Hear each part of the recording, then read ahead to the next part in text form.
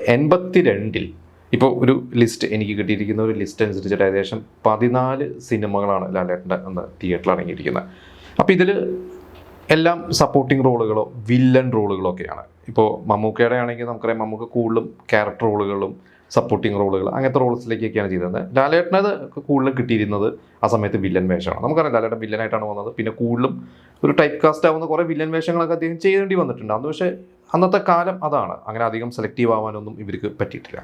അപ്പോൾ ഈ 82 എന്ന് പറയുന്ന ഒരു വർഷം ലാലേട്ടൻ അഭിനയിച്ച പ്രധാനപ്പെട്ട സിനിമകൾ, അല്ല ഒരു പ്രധാനപ്പെട്ട ഒരു സിനിമ എന്ന് പറയുന്നത് കേൾക്കാത്ത ശബ്ദം എന്ന് പറയുന്ന ബാലചന്ദ്ര മേനോൻ. അന്ന് അത്യാവശ്യം ഹിറ്റ് മേക്കറായി തിളങ്ങി നിൽക്കുന്ന സംവിധായകൻ തന്നെയാണ് ബാലചന്ദ്ര മേനോൻ. അദ്ദേഹം 70s സിനിമയിൽ വന്നു, 70s അവസാനം വന്നു, 80s മുഴുവനും നിറഞ്ഞു നിന്ന് ഒരു വർഷം 2-3 സിനിമകൾ മിനിമം ചെയ്തിരുന്ന ഒരു വ്യക്തി, സംവിധായകനും നടനും തന്നെയാണ് ബാലചന്ദ്ര മേനോൻ.